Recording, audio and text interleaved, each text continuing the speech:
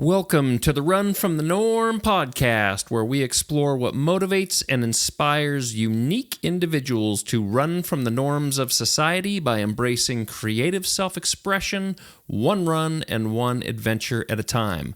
I'm your host, Jake Reynolds. My guest today is somebody I've known for decades, one of the most kind-hearted, empathetic, and optimistic people I know, Trevor Churchman. I love Trevor. He's just a super cool dude that loves his family, loves his job, and absolutely loves getting outside for a great running adventure. Trevor has ran ultra marathons, half marathons, 5Ks, 10Ks, and everything in between. But the thing that truly sets Trevor apart from most is that he has managed to run every single day for over 9 years now. That's right, every single day for over 9 years. Mind-bending, I know. Trevor is a veteran and an ER nurse, and we spend plenty of time talking about what life was like on deployment in Iraq, managing mental health as a first responder to some absolutely heart-wrenching scenes, as well as what it was like navigating the COVID pandemic as a healthcare professional. Through it all, he's kept a smile on his face, an empathy in his heart, and an Altoid or two in his mouth. Please join me for this extremely positive and uplifting conversation with my dude, Trevor Churchman. It's time to run from the norm.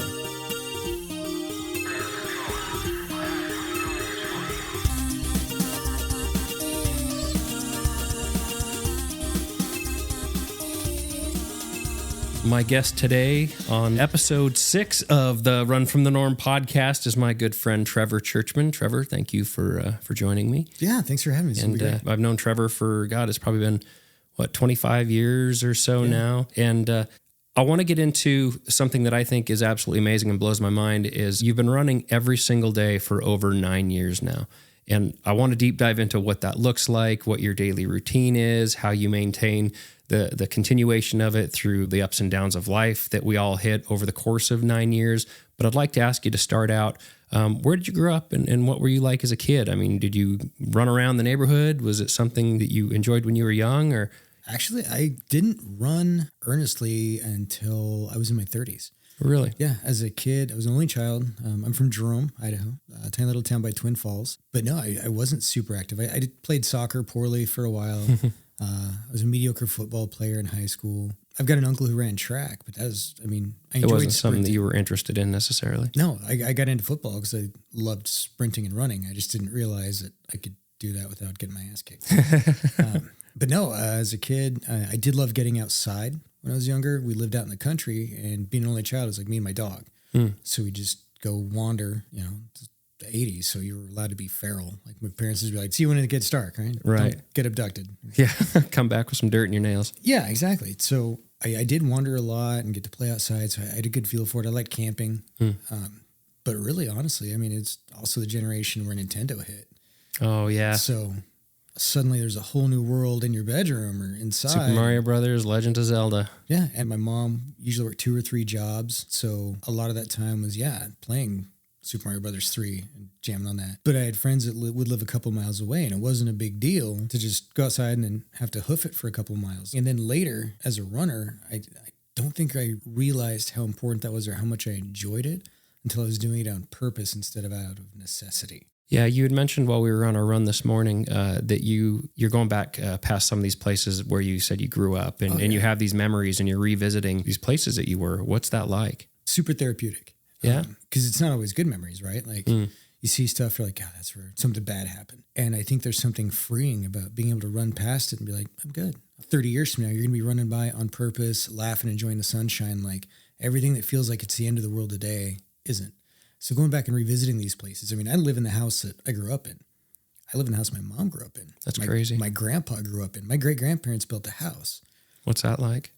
Well, my kids can't hide anything in the house. You're the hide-and-seek champion of the house. When we moved in, man, I was like, there might still be an empty bottle of Southern Comfort in the attic. But it's crazy, too, because my poor wife's coming in, and she's like, I'm going to paint this. I'm like, you can't paint that. That's been yellow since 1952.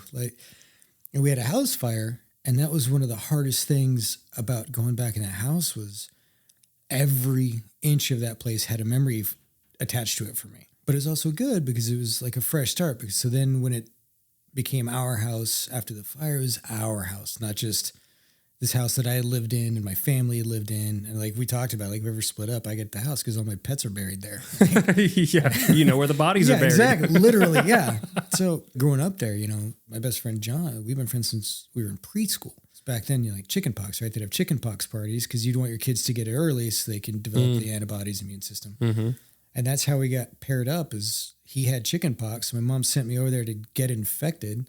And we just never stopped hanging out. Go get sick with your friend. Yeah, exactly. Go get chicken pox, come back. And then we never stopped hanging out. And now our kids play and it's kind of a trip. Do you have a lot of those same friendships that you had when you were younger? I'm really lucky, yeah. So I've got two friends that I've known, John since preschool, my buddy Shane since like second, third grade. Wow. So it's a trip, man, because I see his kids playing and our kids are getting into a little teenager trouble and then start bitching about your kid. And then your buddy's like, remember what you were doing? Oh, yeah. You're like, oh, he's doing okay. Tiff and I keep having that conversation right now with ours too. The kids are going through things and she's like, well, remember what we were doing at that age? Like, but that's different. Oh yeah. You started talking with those guys. I'm like, thank God they're not doing what we were doing. Oh God. Yeah. But the whole community's like that, especially because I run every day. I see these little parts of town where I have all these memories or forming new ones or putting things to rest. One of the first things I had a friend a few years ago that I had deployed with who died. And I ran past that house because one of the officers that showed up on scene called me there. He knew we were good friends and he kind of broke the news to me. And I remember that was a real big part of the grieving process for me was being able to run past there. Because it kind of made me feel close to him and like help that grieving process of the most horrible thing in the world happened there. But if I can make it part of my run, I can normalize. It's not that place of fear anymore or grieving or sadness. Is you can kind of internalize and just process that. That's interesting. So what do you think it is that's giving you that perspective to look at it that way and it's not something that you avoid altogether? Because when you run a route, part of the best feeling of running a really long or just a hard run is that feeling of accomplishment. Mm-hmm. So I think part of what comes from embracing that instead of running away from it is you're taking ownership of it. It's an experience. Mm-hmm. Every run is an experience and it's full of potential. Yeah. And it's the best part and the worst part. Like, let's say you're going on a trail run. Academically and intellectually, there's a potential that you could twist your ankle on this run. Right. There's a little bit of danger in it. So you teach yourself to acknowledge and discard. So where do you think you learned that? And I'm asking, let me preface this. I'm asking because we've known each other for, again, a long time. And I look back when we were kids, I say kids and we were, late teens, early 20s. We were, yeah. But our perspective on things was completely different. I mean, we were partying and we were, a little bit more lost and weren't quite so focused on moving ourselves forward. Yeah. Am I leading a little bit too much there? No. I think I was always a little introspective. I think it's one of the benefits of growing up, the only child, right? For a lot of time, it was just me and my mom. And so my mom worked a lot. I ended up living with my grandparents in high school, but I spent a lot of time by myself. And I think as a naturally fairly introspective kid, I was really self-critical. Like it was always, I should be doing better, which isn't always a negative thing. Like we should always have some ambition to be like, I did good today, but I bet I could do a couple more miles tomorrow. Yeah. So it can be healthy, but I do think that that introspection comes from a lot of solitude, and that's a double-edged sword. I mean, it's good to be resourceful. Like, it springs to mind, remember The Hatchet? You usually have to read in like elementary school. Yeah. That kid learned to live on his own, right? But if you told a kid like, hey, we're going to drop you off the top of this mountain, you're just going to live through a plane crash. Like, you monster. Yeah, you're a horrible person. What are you doing to me? Right. So this is the good and bad. The introspection came with it. I had some really good friends that I still have now, and then made friends along the way. And I think that's why I ran so hard in that direction was I felt like I belonged finally. And it wasn't just the partying, but what we were doing, we're all doing together, right? We were genuinely having fun. That's a great point. Yeah. I mean, it was bonding. Yeah. I remember us spending night at Buster's, drinking beers, cleaning the whole place, right? Right. Remember that? That's one of my fondest memories. Yeah. And everybody had a blast. Yeah. And that's, I think what it was is sense of community and a sense of purpose. Family. Yeah. 100%. Especially if you struggled with that as a kid where you didn't have it. I think that's where you see people fall into good and bad trends and groups and participating in things that may or may not align with their values because they get that sense of belonging. That's a great point. I hadn't really thought about that was probably one of the best things about it is we were all lost. We were all doing our own thing, but we were still coming together and united around whatever that common goal might happen to be, which, we were clean and everything at that point, but it was fun. Yeah. It was just the point of being together. Yeah. The common point. Exactly. Yeah. Doing things together and having fun and just being ourselves. And that's an ultra running community. I was just going to say that. Yeah. You find people who are eccentric and come from totally disparate backgrounds, right? Yep. Like I remember the first River No Return is coming out of that second aid station going up, and I'm running next to this guy, and I was kind of passing him. We were kind of leapfrogging just a little bit, and he's older guy. And you pushed him in the bushes and you ran past. Yeah, because he's probably still there.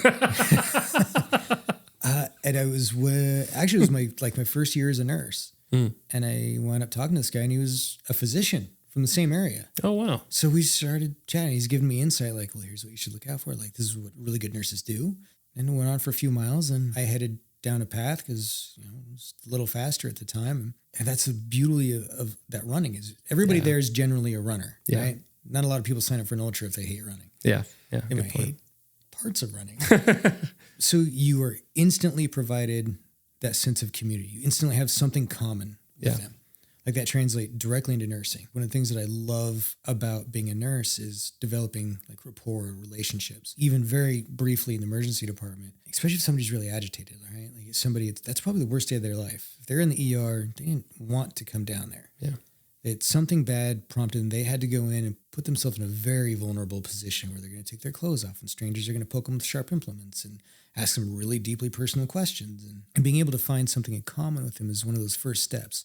A lot of times I'm getting vital signs like, so where are you from? Or what do you like to do? Or, if they've got a bunch of tattoos, we'll start talking tattoos and you find that common ground that can start leading to that relationship. You start building trust. Yeah.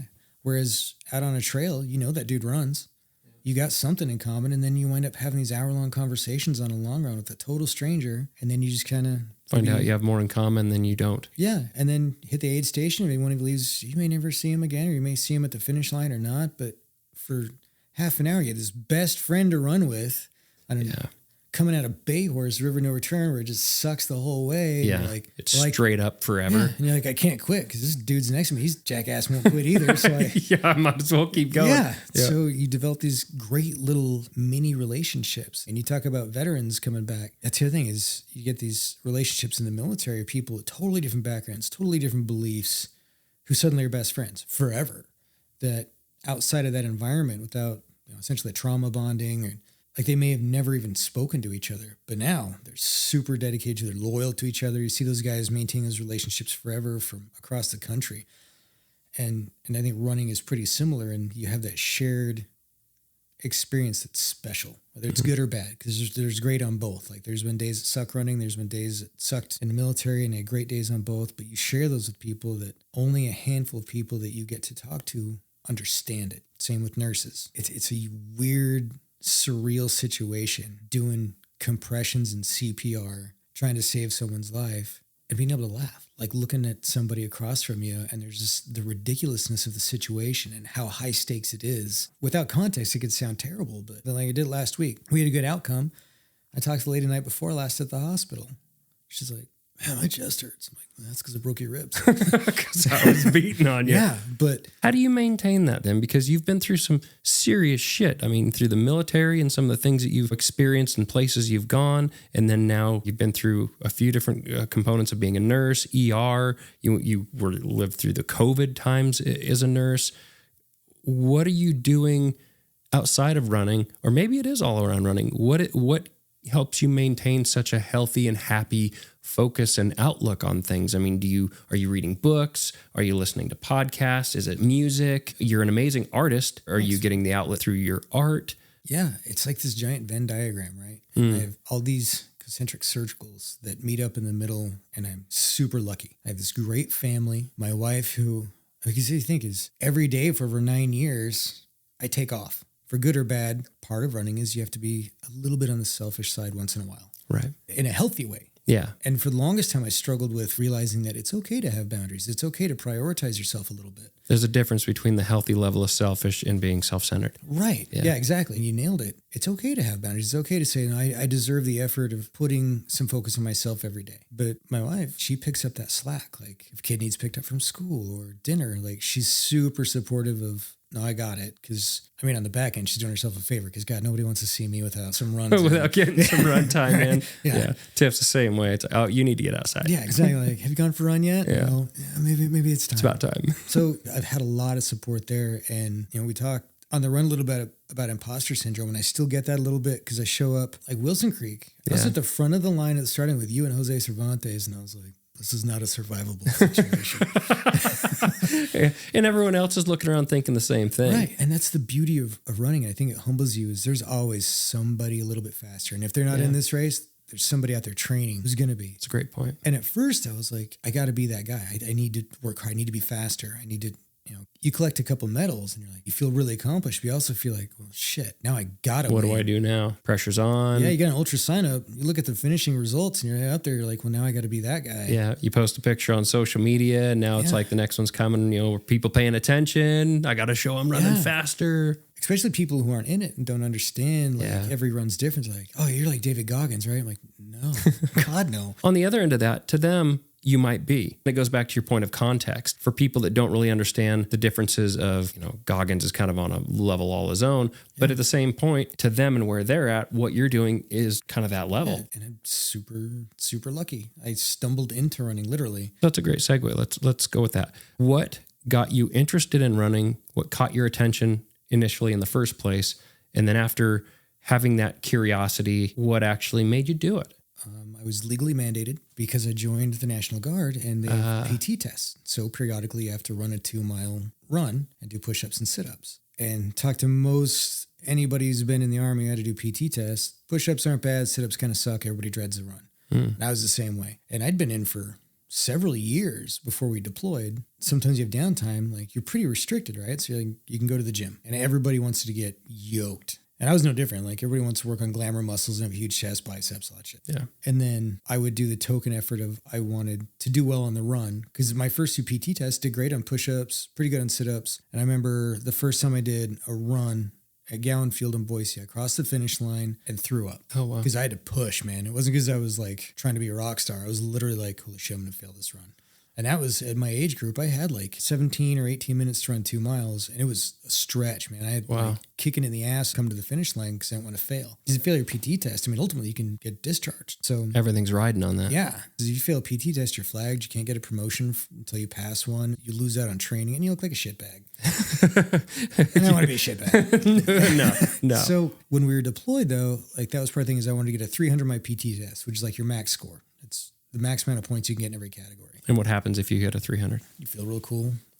Oh, you get I think I got a little patch. Oh, okay. But it also counts promotion points. But you're living in a fishbowl, right? So there's very little room for accomplishments. And that gives you just that little bit of a leg up. Yeah. And it's an environment where everybody's competitive. I was in with all dudes. We were deployed. There's a little bit of competition. Same thing at the range. Everybody wants to be the best shooter. You want to be good at PT. And there was like guys, PT studs that like were benching like 325, just yoked, but generally struggled on their run. And then I figured out over time, like, because I get on the treadmill, and that's how I train for it, is I crank the treadmill up and see how long I could sustain like a 6-minute pace.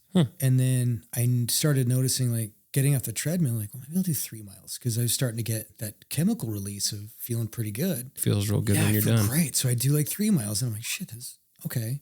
And then when we were coming home, I mean, because they try and prepare you pretty well. It's not like it used to be, I think, especially like the Vietnam guys, like literally they'd finish their tour in Vietnam, get dropped off at a bus station. All right, cool. Go. Good luck. Live, which is why they had incredibly high suicide rates and they had a really bad environment coming back to. Ours was much better. I got free coffee at Dallas Fort Worth Airport. They lined us, like it was great. But they tell you coming back, like you need to find a hobby. You need to set some goals because when you get home, you are not going to feel like you are home. Do they help you with showing you how to set a goal? What's a realistic goal? Or do they just say, hey, you need a goal, go figure out how to... Pretty much. Really? Yeah, because there's a ton of us coming through, right? And everybody wants to get home. And I remember being in line and they're like, the guy in front of me who'd deployed before is like, hey, when they're doing their questionnaire, just remember everything is no. Because if you say yes to anything, they're going to pull you aside. They're going to want to do counseling or some bullshit where you're going to get hung up for like another couple of weeks. So no matter what happened, you didn't see anything, nothing bad happened. You're great mentally. Just let me go. Shut up and get through line. Wow. Like, well, yeah, I want to get home. So that's what I did, which in retrospect, if we could change that culture a little bit and look at more as, hey, you're in this line, you have the opportunity to get a bunch of resources going home where you're not going to want to go home and drink yourself to sleep every day. Do you think that's just kind of a macho culture of it coming out or? Well, yeah. And it's just a natural, everybody wants to get through line, right? And it's a pain in the ass and nobody wants to talk about, because you're also talking to people who've maybe never deployed. It might be a civilian counselor who's real warm and fuzzy. And I just spent 10 months interact with a bunch of dudes where warm and fuzzy was not the culture. Yeah. So I didn't want to talk. You don't relate. Yeah, this guy doesn't get me. I'd be like, yeah, we were taking mortar rounds or whatever. And he's like, oh, what's that like? I'm like, well, I really don't feel compelled to educate you right now. And I'm just trying to get through this line to get home. So I got to go fail a hearing test in a few minutes because I don't wear goddamn earphone. But I can tell you a bunch of words, but I can't actually get across to you what the real experience was like. Right, because you've already done it, right? Mm-hmm. They're already going to say, oh, I'm so sorry. That's got to be really difficult. And they mean it, and they're sincere, and it's an inconvenience. Yeah. And I try to keep that in mind as a nurse too, is empathy is one of the most valuable skills any human being can walk around with. And it gets stronger the more you use it. I think mutual suffering is good for that. It makes you understand the idea of someone else's perspective. Yeah, I think you absolutely nailed it. If everybody could employ it a little bit more, I think there's a lot of problems that could be alleviated by just taking a minute and not even purely altruistic. Like as a nurse, I have very limited time, especially in an ER where it's fast paced, right? So the sooner I get a patient to cooperate with me, as soon as I can help them understand, I need to get this IV started. I need to draw some blood. I need to do that so I get medication on board. I need to get some fluids going because the guy next door might be having a heart attack. I need to get my ass in gear. Mm-hmm. That guy in the next room is not their problem. Right. They might care, but it's purely academic. So if I can develop some empathy with them and I can understand where they're coming from and create rapport with them where they genuinely feel and understand that I care and that I'm moving fast, not because I don't care about them, but because I care about all my patients, they're a lot more tolerant with me moving fast, getting the IV started, getting these things done because they don't get that sense that, oh, he's just trying to get out of the room. They understand I'm trying to get to the next room. That's what benefited me, was slowing down and thinking, if I had to come in here and get undressed by a stranger and then wait and wait and wait, because it takes forever doctors to get in because they're doing doctor-y stuff. And nurses are usually understaffed, right? So we're in the next room, then we come running in, and all of a sudden we're in a hurry. And they're like, well, you're in a hurry now, but I've been sitting here for an hour waiting for somebody. And I'm a little salty about it. If I can understand why they're salty because they've been waiting an hour, and I can acknowledge like, hey, man, I know you've been really patient. Thanks for waiting so long. I was tied up in another room, but you are important. So I brought your medication with me. It's a twofold benefit. It helps them feel more comfortable and helps me do my job. Yeah. And helps me move faster. So there is some selfish intent where I need to get to the next room. But in the way of getting what you need, you're giving them even more of what they want. Yeah. If I can create that empathy between the two of us, it's a pretty powerful thing, right? Yeah. So how do you maintain that? Sorry to cut you off. No, go ahead. How do you maintain that? Because I'm assuming you're surrounded by other nurses that might not feel the same as you do, that might not approach situations the same as you do, especially when you're in this pressure cooker environment. What are you doing, and what habits or thoughts or tricks do you employ to make sure that you keep yourself in that headspace? Well, I go through a lot of Altoids. I noticed that. We were sitting out there. I saw you rifling through your Altoids. Yeah, that's the trick, huh? Yeah, I got that from my mom, actually. Huh. I guess I need to buy some Altoids. You absolutely should. It's been beneficial to my career as well. And honestly, you get somebody in a high-pressure environment like being a patient in an emergency department. They can be snappy, especially if they've had to wait. 'Cause sometimes they've had to wait in the lobby for hours to get back. Mm-hmm. So they're pissed off as soon as you and they're not feeling good. And they fire at you. And there's literally been times where I walked into a patient's room, somebody had like toe pain or a cough, and they're pissed off they're waiting. I just walked out of a room where somebody died. And they're like, well, it took you long enough. And I'm like, popping open a can of Altoids and take one out gives me that 3 seconds. Interesting. To pause and be like, okay, from their perspective, they waited a long time to get in here. They finally got in here, and then they had to wait longer. They don't know what you just went through. What I just walked out of. That's really interesting. I wouldn't have thought of it like that. So I can't punish them because it's real easy to be like, you know what, asshole? I just got done starting 2 IVs on a 2-year-old, and they were screaming, and their parents are scared. Fuck you, man. Yeah, and you stubbed your toe. Right. But in their world, that's serious. That's a big deal. Right. Right? Like it was enough to motivate them to incur the exorbitant, unreasonable cost of healthcare to come down, sit in the lobby, wait, get undressed, get hooked up to a machine, and then be, from their perspective, forgotten about for half an hour. Mm. So if I got treated like that, like I could see why they'd be a little pissy. Sure. And I have the advantage of working in healthcare where I know chances are the next room, something's happening. Yeah. So Altoids give me that pause. That's really interesting. Yeah, it's all tools for empathy. Well, and that kind of ties in where a lot of people react and they don't take the time to respond. To your point, you have that can of Altoids and somebody's snippy with you.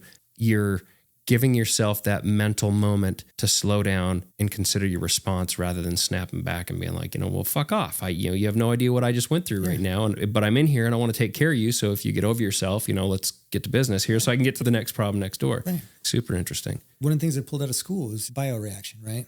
Your sympathetic versus your parasympathetic nervous response. And that's usually what they call it is fight or flight. And it talked a lot of, it's called bioreaction where, Tiff kicks in the door right now, we're both going to, like, your heart rate shoots up, your eyes dilate, like you have that physiological response, which is evolutionary, right? Like responding to predators and fear. Yeah. And that's stimulated largely by emotion as well. So learning about that clinically helped me manage it more when somebody bites my head off or a doctor yells at me for something I have no control over. And I want to go back at him and be like, look, asshole. And I'm like, okay, he's also got a full caseload of patients and maybe he's stressed out because something isn't going right. Like, and if I snap back, what's my ultimate goal? Yeah. And that goes same back to ultra running. Like ultimately the biggest thing that I've taken out of running is the person I'm most competitive with is myself. And my biggest goal coming out of a run is I just want to have a good run. Maybe we'll jump in there. So when you were first kind of getting into running more, you said you line up and you're looking at the people around you and I don't belong here, imposter syndrome, which we've all struggled with. At what point through your running journey did that start to shift to where you were like, I'm okay with it. I'm okay with who I am and my place in this and what I'm going to get out of it? A couple of things. Part of it was running. Part of it was some like the EMDR therapy we talked about.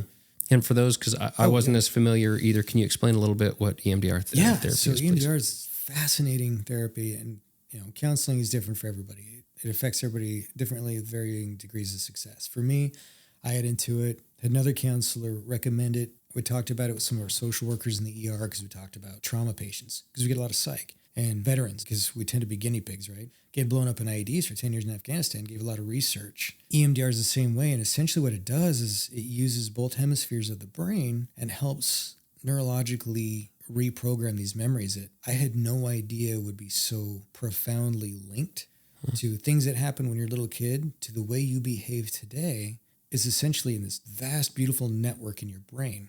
And they're all connected. And I think we tend to think of memories as these individual chunks of our lives that are stored on a shelf in our head, when in fact it's much more of a spider web or ivy. Like there's one seed that plants out and all these little roots grow out and they touch each other and they're all related. So if you've got one that's stored in a way that activates that sympathetic or parasympathetic nervous system response, a traumatic event gets stored in your brain and it gets stored in the context of when you were experiencing it. So if you have another experience that's through that network tied to it, it also stimulates that same response. You may be totally unaware of it, but your heart rate's going to speed up. You're going to have anxiety because your brain is telling you that you are in an unsafe environment and there is a threat. And that's hard to live with every day. Do you think over time that becomes so convoluted and there's so many different spider webs tied together that it's easy to even lose track and have no immediate knowledge of what the specific cause of it all is? Absolutely. That's one of the most fascinating things about doing EMDR was learning things that are linked that I never in a million years would have put together. And a lot of EMDR is like, okay, where are you at now? You're like, well, I'm 6 and I'm in my bedroom and this happened. Like, okay, you're in a safe place, blah, blah. Okay, where are you at now? And you're like, oh shit, I'm like 25, living in twin. Like, why would that be related? Like you have to pause and be like, why would that be related? But they are. And sometimes it's just because the way they're stored in your brain is they touch each other. Like your life is not a series of secular. Yeah, exactly. That's what I'm looking for. Like everything is interconnected, right? And that's one of the beauties of life is friendships that last 25 years. Yeah. And this therapy is able to remove some of that context where you can look at it more clinically. And you can experience it, but you no longer have to re-experience it. Instead of just re-experiencing, you can work through. Instead of living it, you're watching it on TV. It was super helpful for me, and it is a trip. I mean, like I was telling you, the social workers, like it's like doing ketamine, man, because it alters your perception of reality, and it truly does. I'm going to have to look into that more because it sounds extremely interesting. And I also think that as we get older, you get more introspective and, where am I now? How did I get here? Is this the person I want to be? Am I, moving myself in the direction that I want to go? But you don't necessarily do the work that you need to actually kind of step yourself back to work through the things that you probably never worked through in the first place. You just maybe bottled them up and, pushed them down and pushed them here and not really giving it the full consideration of they might be driving you in a direction that you might not want to go. Well, and you look at runners, we're notorious for, I could walk it off. Yeah, right. But you look at how much effort we put into, like you're talking about getting older. I think one of those things you start looking more at preventative maintenance, right? Yeah. Colonoscopies, and get your blood pressure checked. All that fun stuff. But as runners, like we get new shoes. If we get a hamstring strain, we go get a massage or we get it looked at. If you roll an ankle, you go and get an x-ray. Yeah, that's a good point. But we walk around with emotional trauma or these haunting memories and then just like, well, that's just part of who I am. I'm just fucked up. But we don't do that if our leg doesn't work because we got to run, right? It's the same as if you sign up for a 100-miler. You're not going to wait till that day to be like, I guess I should start running. Do you think that that's because there's still stigma around mental health and addressing mental health? Or do you think and maybe it's a combination of both of these, or do you think it's most people don't know where to start? I think there's 100% a stigma, and Idaho sucks for mental health. Yeah. I think there is a stigma that people tend to latch onto. And there's this weird thing, and I don't know if it's guys, because I hate to base things on like gender or anything like that, because I think a lot of stuff gets applied to it's irrational. But I know in nursing in particular and the Army, there's a lot of flag waving about, look how much trauma I've been through. Like, I'm so fucked up, bro. I'm a mess, man. Almost like proud. It's a badge of honor. Right. And it shouldn't be like that. Like, but they're not continuing that conversation of, and this is what I'm doing to actually work through it. It's just, and I was guilty of it, man. I mean, you get paramedics together, EMTs, or ER nurses, it's war stories. Like, God, I saw this guy, man, like 12 bullet wound. Like, the worse it is, the more traumatic it is, we talk about it. And I think it's kind of a backhanded way of sharing. Like, working on an ambulance, I sit with paramedics and EMTs. We start telling little war stories, and a lot of it's like horrible things to endure. There's one scene that I wish I had known about and been way more open to counseling when it happened. But long story short, is a guy that was in a fully engulfed vehicle, and I had to get him out afterwards. I was a new guy in the department. And it was like on We Were Soldiers, man. I'm trying to pull this guy out and meat's just coming off my hands. Oh my goodness. Terrible, right? But for the longest time, that was like a badge of honor for me. Like, I survived this. I did this. And so when we're all sharing stories about, oh yeah, you did the burn guy. Well, check this out. I had this kid who blah, blah. And we're sharing these stories when it should be in a professional setting or talking to be like, how'd you deal with that? Yeah. And most of the time it's like, oh, I didn't. And at the time, I derailed my life significantly because I didn't.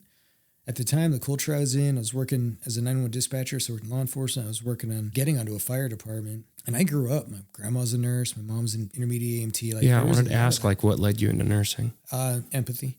But at the time, the culture, especially working with law enforcement, was we'll just go drink whiskey and not talk about feelings. We'll just get super trashed, and then it'll be fine. And just nobody will talk about it. And I wound up just grenading myself emotionally. Wound up losing a job because that was the thing, is everybody wanted to be John Wayne, right? Like, you just go drink and party and pretend like it doesn't bother you because that's how you show how tough you are. Yeah. And then later you blow up and kick the dog across the living room because something happened that was completely unrelated, but nothing like that is unrelated. If you don't deal with it, everything moving forward has been touched by that. Yeah. So that's my big thing. And that's where running saved me, I think, a lot. And coming back, kind of circle back to ask about what got me into it, was when we came home. I wanted to set a goal. And I think I had talked to you about running a little bit in the past. I was doing 3-4 miles a day there when we were in Iraq, either around the little FOB base that we were on or on a treadmill. And I'd gotten to the point where I liked being out running.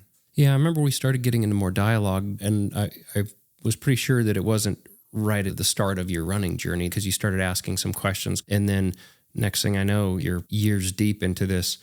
Oh, yeah, I go hard, man. Yeah, I'm an idiot. Like, if I do something like, this is pretty cool. And that's the thing. I think it comes back to addictive personalities, right? Yeah. But instead of wanting to drink till 4 a.m., I'm like, oh, I could run. And I like this. So I'm going to do this a lot. And that's what happened is I remember you recommended Famous Potatoes. And I was like, okay, I'm getting home in September. It gives me about a year. And I wound up injuring myself. I had to do it the next go round. But what happened was they had told us set a goal. And I talked to you and I was like, okay, I'm going to do a half. Then I read Born to Run. And I bought some toe shoes. So I ordered them when I was in Iraq. They got there. I was so stoked.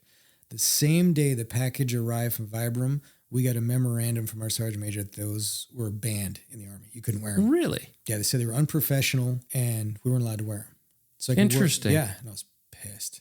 And at the time I was running in like $150 pair of Nike Air Maxes, right? And I'm like, their Nikes are going to be the best. I hadn't read Born to Run yet.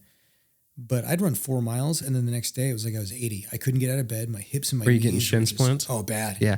I don't know what it is about Nikes, and I hate to bang on them because I actually really love their trail shoes. But every time I start talking to people and they start talking about injuries or calf pains or shin splints, you can always ask them, were you running in Nikes? That's my first question. That people ask, does you run into people like, how do you run like that? Like, don't you ever get injured? And I'm like, no. And they're like, yeah, I can't run because my knees hurt. And my first question was like, what are you wearing? Yeah.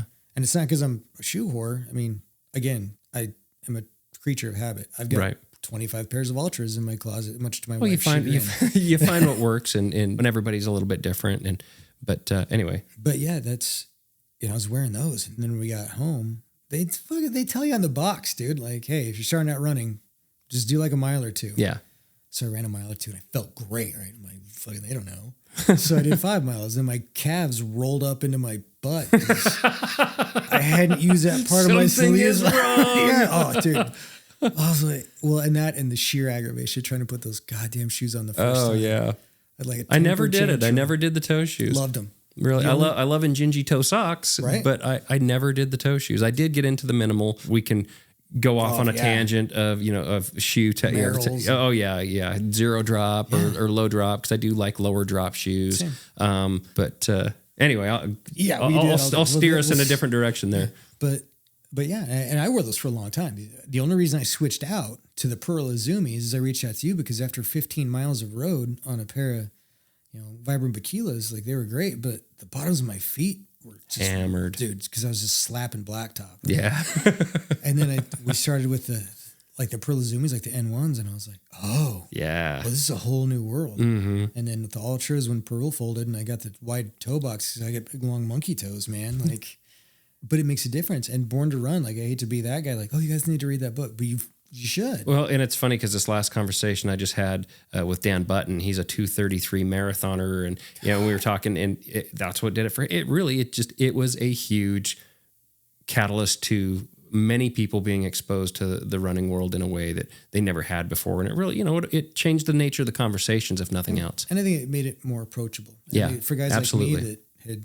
Because how many people like, oh, I only run around being chased. Right. And we discussed it too, as we have those conversations where, we run around with the flag of anybody can run. Yeah.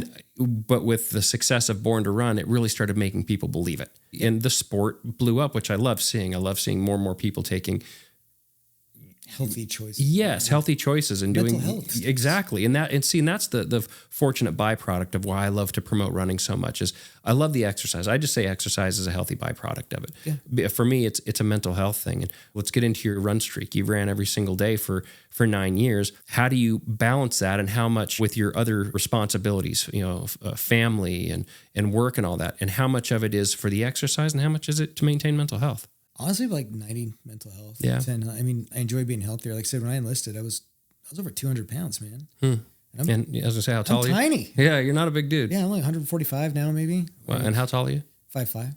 Wow, yeah. Army says 5'5 and a half, but I think they were being Take generous. it. But you weren't wearing your 5 fingers. Exactly. Yeah. I was very thick boots. But the streak came about curiosity. Actually, my uncle was a big track guy. He ran at BSU. Was a state champion in high school. Oh, wow. So I was I knew. So you went into it with intention. I'm going to start this run streak. I did. It was curiosity, and I needed to change something. I was in nursing school. I was stressed out. I knew I loved running, and I knew it was good for me. And my wife had been super supportive and saying stuff like, "Have you gone for a run today?" And not even like a criticism, like, "Hey, you're being an asshole. Maybe you should go for a run." Although that's probably a lot of it. A lot of it was like, I think she genuinely saw the Trev that came home was happier than the Trev that left. Yeah, and I think I talked to you, and my uncle had done it. He had just put it as one of his yearly goals. I think the year before, he was like, I want to see if I can run for a year. So I was like, well, shit. I didn't know Maybe that. I should give it a try. Like, cause I knew you ran. Like, I knew peripherally a few people. There's not a huge running community where I'm at. And in all fairness, I'm pretty self-isolated when it comes to that. Like, there are running groups, I'm sure. I just have never sought them out. So you run the majority of the time by yourself? Almost entirely. Yeah. Today's is the first time I've run with a partner, and remember that time you ran to Boise from Twin? Yeah. That was probably the last time I ran with somebody. Really? More than a couple of miles. Like, I'll meet with somebody and they're like, hey, I want to get into running. Will you run with me? I'm like, absolutely, 100%. So I run with them kind of like, all right, and get them sailing on their own. But 99% of the time, it's definitely by myself. Yeah. But with the streak, I was like, I wonder how long I can do this. Because I honestly didn't think I could do a year. Day one was New Year's in Salt Lake City. I was hungover. I was with a buddy, Zach. We were visiting another Army buddy. And I was like, well, I'm doing it. I already talked a bunch of shit. So I ran around Salt Lake, did a few miles, and then it just clicked. And so I did a year. And that first year, there was a lot of, I got to maintain the streak.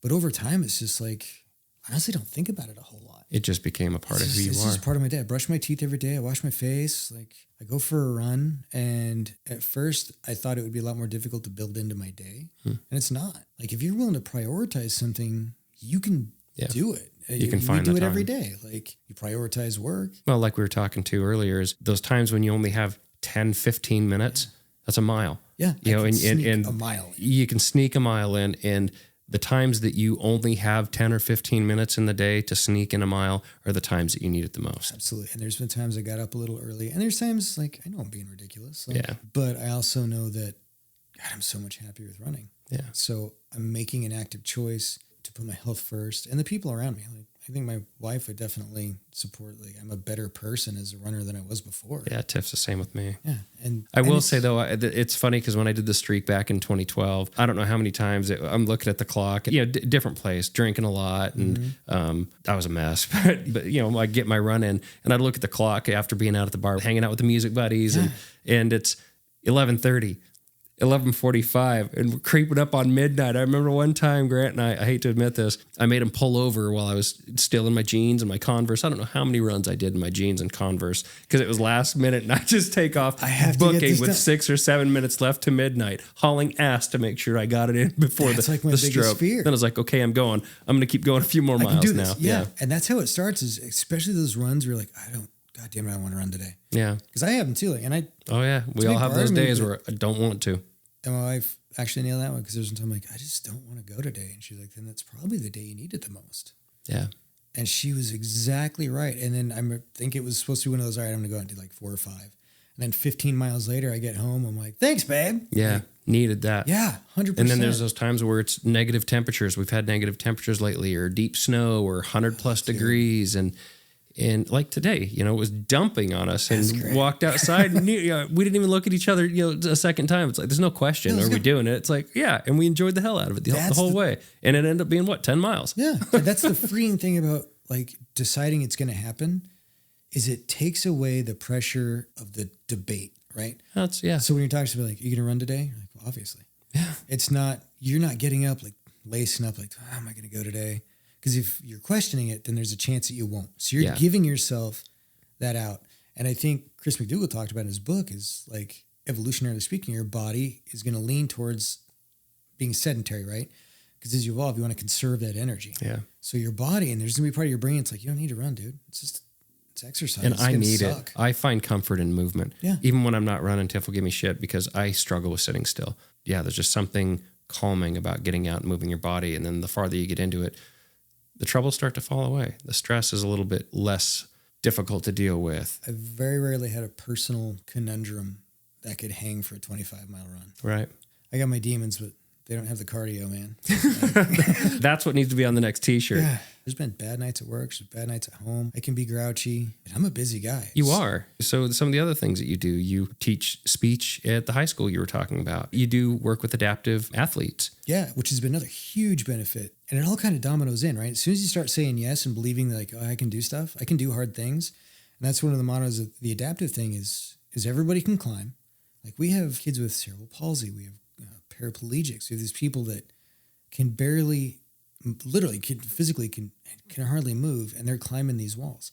They might be in a suspension rig that we set up, that we help them get up the wall, but like the glee and joy of helping people exercise and move, like that's the thing. Is I was never like an ADHD kid. Like I wasn't running all over the classroom. I never had that issue. I was really lucky, but it didn't come from me for a place of, oh, I can't sit still. I figured out in my 30s, I just like moving, man. Yeah. And it went into adaptive. Shifting your perspective. Yeah.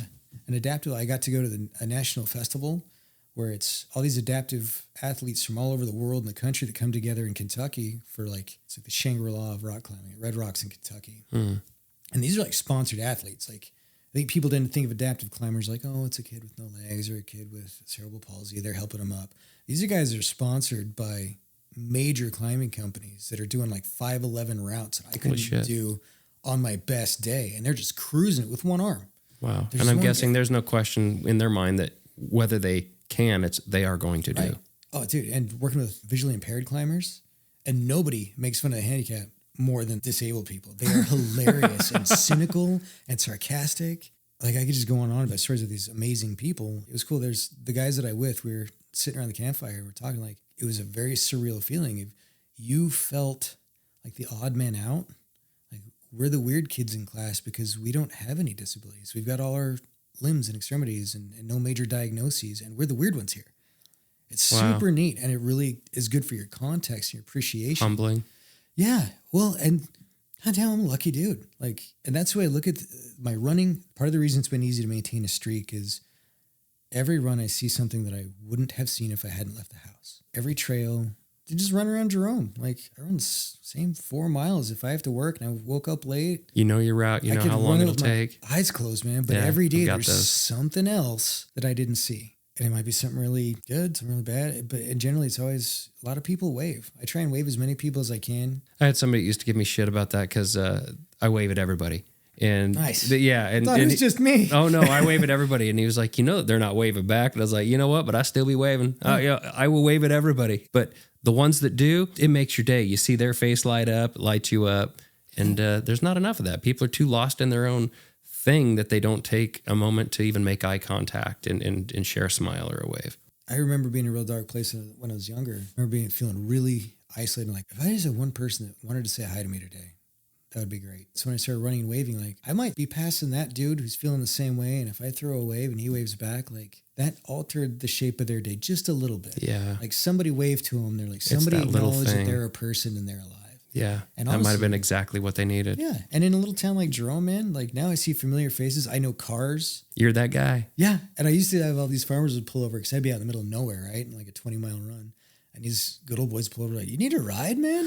You okay? No, I'm out on a run. They're like, on purpose? On purpose. They're like, yeah. And they're like, whatever. And they drive off like shaking their head because there aren't that many people out running around Gooding County or Jerome County out in the middle of nowhere, just waving their arms and singing along to with a smile. Oh yeah. Yeah. I love it. Running's given me that too, is especially with like nursing, we see bad things. Mm-hmm. But like even with running, your legs might be tired or you're thirsty or whatever, but you get to run, right? Yeah. And nursing's the same way. These bad things happen, but I get to be a nurse. I worked my ass off to get that job and that education and spent the money and incurred debt. Like, I jumped through a lot of hoops, put my family through me going from, because I had a career. I was a 911 dispatcher. I was good at it. I made pretty good money. Like, I had a pretty stable situation. And then I was like, how about I just go back to college? What took you off on the turn? I got back from Iraq and I'd been a dispatcher and so was my wife. It's where we met. And before I deployed, she'd been offered a promotion. And we talked to him a little bit about what's this going to do to our mutual careers. And like, well, we've worked together for like 9 years. So if it was going to be an issue, it'd be an issue. We assume she just beats you in the parking lot. As long as it's outside work, we don't care. I'm like, cool. Well, I got back and applied for promotion. They're like, oh, you can't. She's got this position. And I was really offended at the time. I was like, we discussed this. They're like, well, shit changes, man. So as in all things, I called my mommy. And I was like pissed off. Like, this is bullshit. And she'd been telling me for a while because part of the advantage of joining the National Guard was there's educational benefits. Mm-hmm. She's like, you would love nursing. And my grandma told me when I was 18, graduating high school, trying to figure out what I wanted to do, which I eventually settled on. I was going to pursue a fine arts degree at BSU and just be a cartoonist for a living. And she was like, maybe you should be a nurse. And I was like, this is stupid. Like, get bossed around by doctors all day. Like, no way. And then I kind of wish I'd listened to her, but at the same time, I don't know if I had the maturity in my early 20s to get through nursing school. I barely had the maturity in my 30s to get through nursing school. Tiff and I talk a lot about hindsight. It's easy to look back and say, well, if I would have done this, but you wouldn't be the person you are today and have the perspective that you do now. There's no way I'd be as good as a nurse as I am if I hadn't been a dispatcher. Like, all these experiences, which kind of dovetails into the whole concept. Like, it's all this big tapestry, right? Yeah. Like, I get to be who I am today because everything that happened before. I'm a better nurse because of ugly things that happened when I was a kid, because I can relate to kids that are going through ugly things. Yeah. I'm better at talking to people who have suicidal ideation or are struggling, because I had suicidal ideation and I struggled. You've been there. Yeah, I can share that. So being able to empathize, get back to that, is this huge theme that runs through. And the more you experience good and bad, the more you can share. Because you can sympathize with somebody. Like, menstrual cramps is probably not something I'm going to be able to empathize with. I can sympathize, it's going to suck. But if I tell my wife, like, oh, I know how that feels. Yeah, you've lost all credibility. She's like, get out of here. Like, and how egotistical is that? Is just to assume that you know how somebody else is feeling. You've never been through it. So the more good and bad we experience, the more empathy we can have. And that only comes through getting out and experiencing things. I know what it feels like to be super dehydrated on a long run and feel like you have to pee every 30 seconds, but you can't pee because you're having bladder spasms because you're so dehydrated. I know what that feels like. So if somebody comes in and talks to me about it, I'm like, no, I get it. Yeah. Like, that sucks. You can share a story. And again, then you're immediately building some trust right there. And that's the thing, is we all have this interconnectivity that's just waiting to happen if we can find a way to find that. Yeah, it's waiting for the communication. It's waiting for somebody to start the dialogue, to even have the curiosity, or again, back to the empathy or the compassion, to say, hey, how are you? And if you're not good, why are you not good? And start asking those probing questions to actually get a better idea of what they're trying to get across to you. Yeah, because we all ask, is there anything I can do? And we mean it, but essentially it's putting the weight on that person. Like, you think of something that I can do for you. Tell me what it is, and then maybe I'll do it. Yeah. And they're already struggling. So it's better to just share that experience of, what are you going through? This. Oh man, I know how that feels. Great You point. have to be careful not to get into that territory of making it about you, right? Like, you don't want to be self-centered enough to be like, oh, you're going through that? Well, let me tell you about when it happened to me. But if you're willing to share, like, oh man, I know that feeling, and still maintain that focus on not just them and patronizing, but you as a team. And that goes to the art of the conversation. And that's something that I explore a lot, even in these dialogues with these conversations, is I really struggle with how much do I share in the interaction, because the last thing I want to do is steer away. And there is an art to that conversation, to your point, where you're trying to give them safe space and say, not only do I understand and here's why, and give them the reason, your experience, but then shifting it back around to, okay, I've shared this with you, but it is about you. And I want to hear more about you and what you're thinking and feeling, so I can figure out the best way to help you. Yeah, you're giving them enough where you've got a little credibility. Yeah. And I used to be a lot worse about that. It's something I struggle with sometimes, because I get so excited to share, like, oh, dude, I went through that too. Yeah, our favorite thing to talk about is ourselves. Yeah, EMDR helped tremendously with that. Because I remember friends being like, dude, it's not about you. And at the time I was like, fuck you. It is. But then you think about it, you're like, oh shit, like, my intention wasn't to make it. My intention was to share that I understand, but especially hurt people. And when you have that damage, you don't know that you're operating from that context unless somebody points it out for you. And, that's a and great the point. EMDR really helped me create a better context of being okay, being vulnerable. We have this idea that, especially in healthcare professionals, we're supposed to be the knowledgeable ones, right? We always know the answer. And frankly, a lot of times we do, because we have the education. When I talk to patients, I try to help them feel like they are the expert on them. I don't know them. I don't know what they've been through. I don't know what their daily life consists of. I have a lot of education in medicine and dealing with what they're presenting with. But I think people respond better to acknowledging, like, hey, I'm not saying I know you better than you. You know you better than me, and I'm listening to your input. But maybe what you're telling me might have more consequences than you realize, or gives me better clues that applies my education. It's not that I'm saying I know more, and that was the big thing with COVID. Yeah, I wanted to ask you about that without completely derailing. How did that impact you and change? Because it was a mass exodus in healthcare when COVID hit, because it was like there wasn't a full understanding of what the experience was like. But you made it through. You seem to have, I don't want to say anybody thrived finding their way through. Well, and maybe, like, how did you find your way through that, and how did you deal with it, and what did you learn? Well, I had a bit of an advantage. I worked in the ER. ICU got it bad, right? In my experience, and every nurse's experience is different. In mine, where I was at, more people died in ICU than died in the ER. And the ER is kind of like, you see a lot of Fight Club memes, because tend to be a little more fast and loose. And honestly, it's pretty scary at the beginning, because you had to wear all this PPE, right? We're in like multiple masks and gowns, and nobody knew. The only thing I equated to is when we were talking to the veteran nurses who were working when the AIDS pandemic hit, right? Because they didn't know what it was at first. Initially, it wasn't called AIDS. It was just, oh, it's in the gay community, which was horrific. You look at the consequences of that, is they didn't take that disease seriously because it was this marginalized society. Whereas COVID was equal opportunity. So it got a lot more attention, and it went fast, and people were dying, and there were so many rumors about how you could get it and what happened. And then it became a political thing. The vaccine came out, and then holy shit. Yeah. I have no interest in engaging in the debate about it too much. I did what I felt was right for me, but I also had the perspective. I was in the Army. When we deployed, they lined us up and gave us a bunch of vaccinations. We're like, what's this? And they're like, it's shut the fuck up. Next. And we're like, oh, okay. Okay, thanks. So when the vaccine came out, I was like, it's probably nothing worse than what the Army gave me. But I didn't fault nurses who were like, I'm not taking that. Yeah. I felt like a lot of them. It was so hard to engage with anybody because it's hard to be clear that you're not picking a side. Right. It's not right or wrong. It's just different. And what I read into it, as far as the available research that was being published, combined with my own personal perspective and my willingness to take that risk. Like, I lived next to a burn pit in Iraq. I breathed in dead people. I did a PT test with ashes falling on me. I've had worse things in me than an FDA-approved vaccine that, probably got rushed a little bit. But when they're stacking bodies in trailers, you kind of have to move with the purpose. Yeah. But I also don't fault the people that were like, I'm not comfortable putting this in my body. Yeah. I can respect that. Everybody had to make their own individual decision. The only part that got difficult for me was when it became this super political tribal thing of, oh, you took the vaccine, you're a piece of shit. Yeah.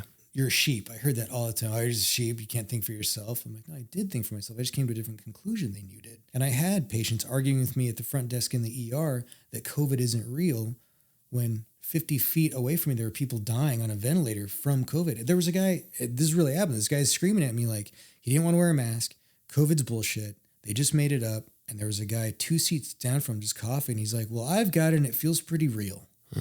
That's what disappointed me so much as I saw, and it wasn't just inpatients, nurses and a lot of them, there was walkouts because it was handled poorly by some people. It was that lack of empathy because from an administrative purpose, they want to protect as many people as they can. They felt okay saying you should have the vaccine. So they mandated it. So you had a lot of healthcare professionals like, who are you to mandate to me? Right. And rightly so, especially where Americans were fiercely independent. I didn't fault anybody on any side. I just kind of stayed to myself and didn't engage because I did what I felt was right for me and my family. And my smile wasn't because I found any humor in it. All I'm thinking is, how many Altoids did you have? Shit.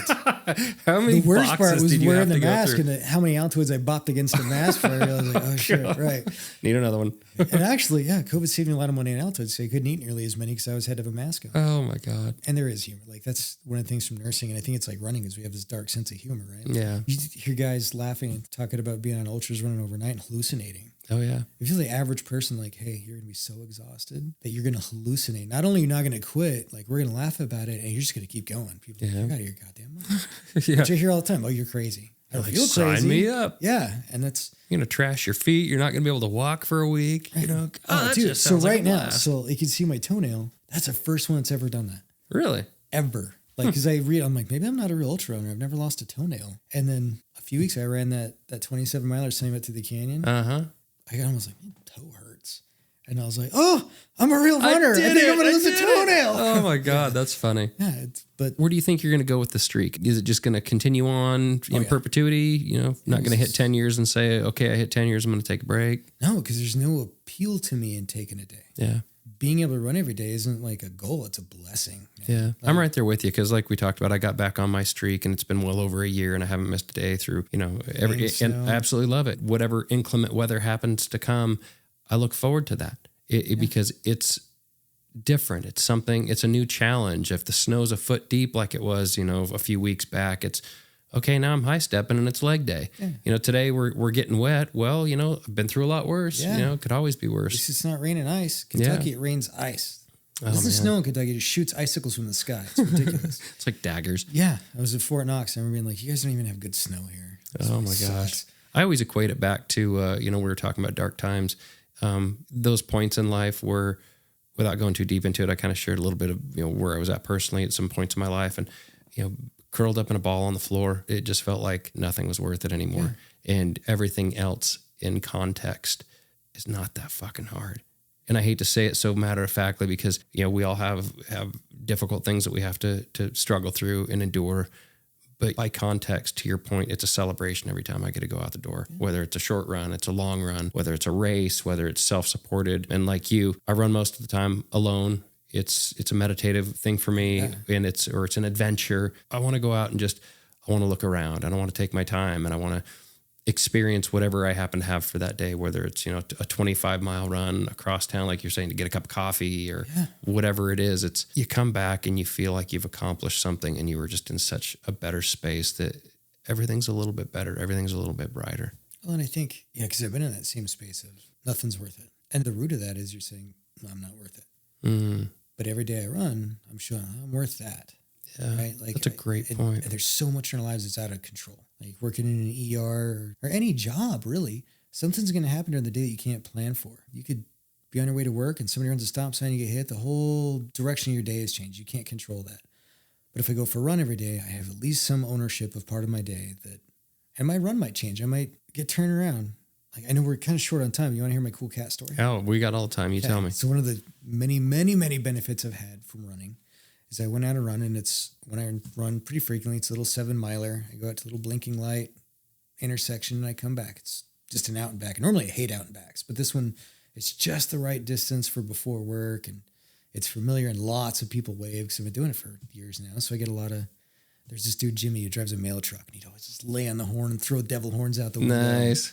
And one day I was headed out before work and I work nights. So it was like 4 p.m, sunshine, it's beautiful. And in between songs, like I hear this like meowing sound like a yowl. So I stop and I look around. I'm like, because you have to run that many times, like, it's like, something's off. If you walk in your house and something's been moved, mm-hmm. you just kind of know something's off, right? So that's like how familiar that route is. So I stop and look around and this kitten comes out from underneath this bush. Like one eye's all boogery and it's kind of dragging itself. I'm like, well, I can't leave it here. Like it would haunt me. I did that and I brought home a deer. That's right. I related deeply to that. How long ago was that? Oh God, that was, I don't know, 8. No, not even that long ago. Probably 6, 7 years ago. Right. But you come home with this. Packed that thing down the mountain on my shoulder, put it in the car, brought it home. Yeah. So I showed up with this kitten and it was probably like 2.5 miles into the run. So I scoop it up and it's yelling. So it's obviously hurts. I'm like, well, I head home with it. And every step it's yelling. So it's like this endless stream of, yeah, I know. I'm sorry. No, God, stop. I know. Like, so we get to the house and our dogs are pretty cat friendly because we had a cat. But I didn't know about an angry, excited, stranger cat. So I knock and my wife's like, why does it sound like there's a wild animal outside our door? I'm like, look what I found. And poor Chris, I'm like, come in. I'm like, hey, I got to get to work. But Here you go. We had a kennel. I'm like, so I'm going to put this kitten in the kennel, a little bit of water. I'll take it to the vet in the morning because the vet's already closed. And she's like, oh, okay. I'm like, it's got to quiet down. Like, we just got to get her comfortable. So I leave for work, come back in the morning. I come inside. I'm like, hi. She's like, your cat has not stopped since you left. I'm like, oh, shit. I'll take it to the vet. I'm so sorry. So I take it to the vet, drop it off. And they're like, whose cat is it? I'm like, I don't know. Like, I just found it on the side of the street. Well, who do we call? I'm like, I guess me or my wife. Like, just give us a call and let me know.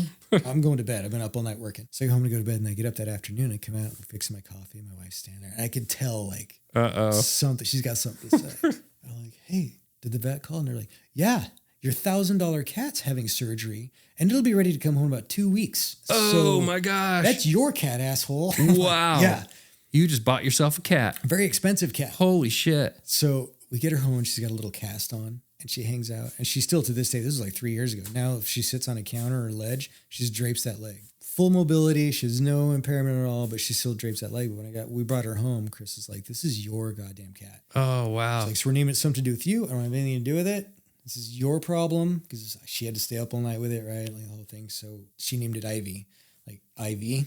So we have Ivy, and that comes back to like that's that beauty of running, right? Is every time I leave the house, that could happen. Yeah, it could be a totally boring run where my legs hurt and I'm just not feeling it because those happen too. Like every run isn't a miracle. Exactly. Sometimes it's just, God damn it, I got to get a few miles in because I know I'll feel better. And even if you don't feel amazing, you still feel better. And I did it. Yeah, I know, even if it sucks, I'll feel better than I did if I hadn't. You know, that's a great point because that's one of the things I love about it is every single day I know I will accomplish something. Yeah. Or at least I'm making myself available to the opportunity of finding a new kitten. Or there's been times it came up on crash scenes or saw sunrises that I'm like, not to over romanticize, but genuinely some of just the aesthetic experiences we have. Yes. Listened to that podcast last night with Ranko where he's talking about being on top of the mountain, looked at the stars, 360 degrees. If he hadn't started running, he never would have seen that. Yeah. And we separate ourselves from the people who have just because we don't go out the door. Exactly. And that's why every day I run, I'm like, maybe I'll enjoy it. Maybe this will be a totally mundane run, but maybe something amazing could happen. Yeah. And I don't want to take away that opportunity. I spent way too much of my life muddling in fear of change and wanting to control everything. And we overthink all these things. Yeah.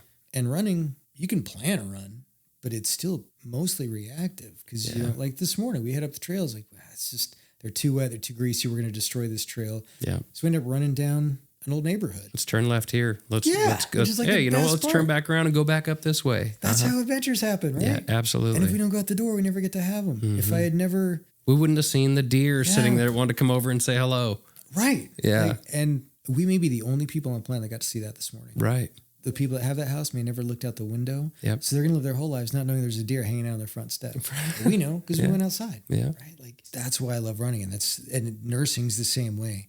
It's every single day I get this opportunity to help somebody. And it's hugely therapeutic to make yourself vulnerable enough to tell somebody like, I'm here to help you. And mean it. Yeah. I'm a better person. And there's still like, I have so much improvement in these goals that I set. And a lot of it's just like spiritual. Like I want to be a better, and I'm not a religious person at all, but going to Iraq and being around people where religion is such a huge part of their culture. Yeah. I may not feel that. I may not agree with a lot of it, but I can respect their faith. Yeah. The same way people respect, oh, you guys run every day. Holy shit, that's amazing. Well, not to us, it's just part of my day, right? It's like saying, oh, you tie your shoes every day? You brush your teeth every day, which not everybody does. Like, I'm sure you get plenty of patients that miss the boat on that one. But if you make these extraordinary things as part of your day, they don't have to be extraordinary. They get to be the ordinary, wonderful things. Which actually, it's something I've been thinking as we're having this discussion, and I'm watching your mannerisms as you're sharing all these amazing things. it ties into something that I think is absolutely beautiful about you, is knowing where we were when we were younger and seeing where you're at now. That truly it's beautiful about you is how absolutely authentic you are. There's no pretense or false bullshit. Like, you are just fucking comfortable with who you are and the skin you're in. And part of this whole experience to me is all about authenticity, because we all struggle with it so much, and there's no effort on your part. You are just truly authentic and who you are and happy with it and comfortable with it. And I wish I had more of that, to be honest with you. It's such a beautiful thing. It floors me, man. Thank you. First of all, thank you. And I think authenticity comes from, I genuinely love a lot of the things I do. Like, there's a lot of things about myself, like, it is like, there's a lot of internal things that you want to fix. Yeah. If you are genuinely doing that self-examination with the goal in mind of being better and not just being self-critical and punishing yourself, if it's a goal of critiquing, not criticizing, there's a big difference, right? Yeah. And I think if we can find the joy in it, because you choose to do it, right? Can you imagine running an ultra with somebody who just bitched the whole time about how they hate running? Like, why'd you sign up for this, man? Yeah, I'd create distance. Like, you have the opportunity to find joy in really miserable things. Like, you find a lot, especially in the ER, emergency medicine. This is bullshit. This patient doesn't need to be here. You have the same thing as a dispatcher here, people. This is a bullshit call. They shouldn't have called 911.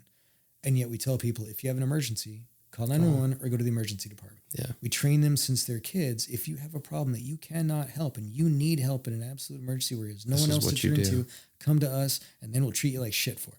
And I see how it happens, man. I do. But I also have been really fortunate enough to have the context of being able to, like, yeah, they're here for ankle pain, which means I don't have to start an IV. Nobody's going to die. They're probably not going to poop on me. Like, this no poop be poop so in easy. your pocket. Yeah, like, find the joy in what you do. And that's where it comes back to. And we all have the opportunity to change if we choose to. You're going to embrace either a sedentary life where all this experience goes by outside, or you can stand in it. And some of it's going to suck. There are going to be days that it rains and every trail leads up forever. But I was thinking of all the runs, seeing the sun come up down at Zion. Yeah. Like, I wouldn't have done nothing like it. No, 15 years ago, like, cool. I played video games today. And I remember that was a fulcrum point for me when I really started getting into running was, I like sitting around as much as the next guy, but like, do I want to spend the day playing video games where at the end of the day, nothing in the universe is different from me being here? Or I can go for a run and I can find a cat, or I can wave at somebody. And if I wave at 100 people and one waves back, like, I'm relevant, right? Yeah. And if I never choose to do anything, then I never choose to be anything. Yeah. But you got to get out and get in the game. Yeah, man, that's where everything's happening. That's it. All right, brother. Well, we're going to wind this thing down. I'm going to ask you a couple more questions here. Please. I know that you're a huge music fan as well. So I want to ask you, if your life was had a musical playlist, what would be the title track? All right. So I go hard for Everlong, man. Yeah? I'm a Foo Fighters guy. I remember seeing them live was like a life-changing thing. Yeah. I took my son. It was like one of his first big shows. My wife took him to see 21 Pilots, but his first like rock show. Because that's what I think of the Foo Fighters. That's like old, like you think of rock bands, right? Like Dave They are Grohl. the quintessential like rock band. Yeah. But it's hard, man. Like, why that song? Because it jams, but it's beautiful. We talk about the whole tapestry thing. It's the same thing with music. Like, I got a pretty wide array when I throw on my headphones, right? Yeah, that would be another discussion that we're going to have to dive into at some point here. Juvenile enough that I like Bloodhound Gang. But I also I love the blues, listen to John Lee Hooker a lot, R.L. Burnside, but Rage Against the Machine, man, I was hard. Like hard rage. And then it goes back to like, what mood am I in? What emotion am I in? But as far as an anthem, Everlong. Danger Zone, dude. Oh, there you go. Nice. Love it. You can't go wrong. But Top Gun when I was a kid, right? Yeah. Coolest movie ever. But I noticed after a while, there's a lot of songs about running. And maybe it's just that we're paying attention to it, especially if you're out on a run. That's a really good point. Yeah, because I hear that too all the time. It's like, oh, okay. Yeah. But I also, like, if I'm having a hard day, man, not to blow sunshine, but Coco Pele, Fly to Void, because those are comfort blankets, right?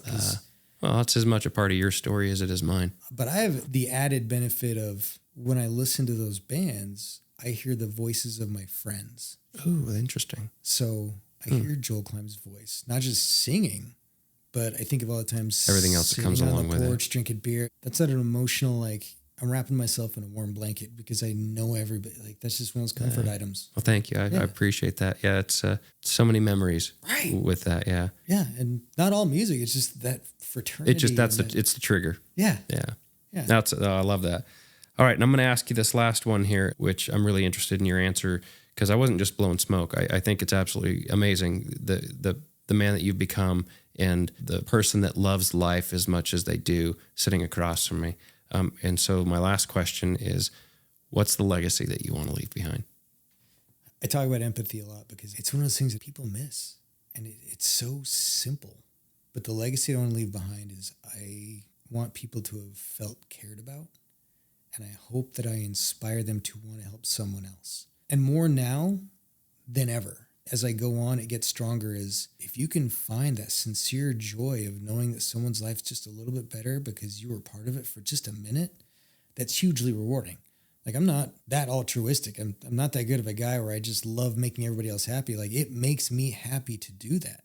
Like, I get endorphins. Like, I get dopamine from my job, the same as running. Like, everybody talks about the runner's high. There is such a thing as like compassion high, empathy high. Like, genuinely helping someone, not because it benefits you, because it benefits them, which rewards you.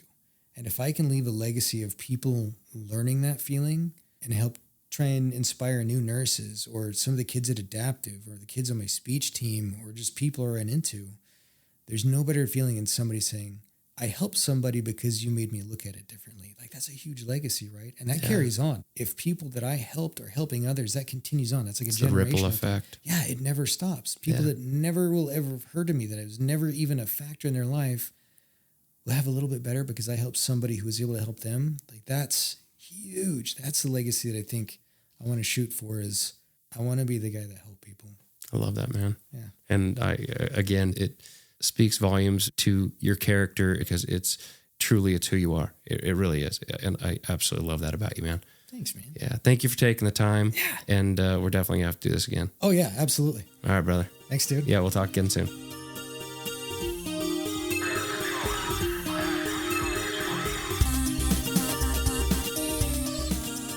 And that's it. I want to extend a sincere thank you to my good friend and guest, Trevor Churchman. And as always, I would also like to extend my sincere appreciation to you for taking the time to listen to this episode of the Run from the Norm podcast. I hope you were entertained, and most of all, I hope you found value in this conversation. I know I did. You can find more episodes on your favorite streaming platform, and you can also learn more by typing in www.runfromthenorm.com into your preferred web browser. Remember, getting outside for even 15 to 20 minutes a day can do wonders for your mental health. And our mission with everything we do is to motivate with compassion, listen without judgment, inspire with curiosity, one person at a time. I hope we have succeeded. Thanks again for listening, and watch for the next episode of the Run from the Norm podcast coming soon. Stay authentically you, and get outside and run from the norm.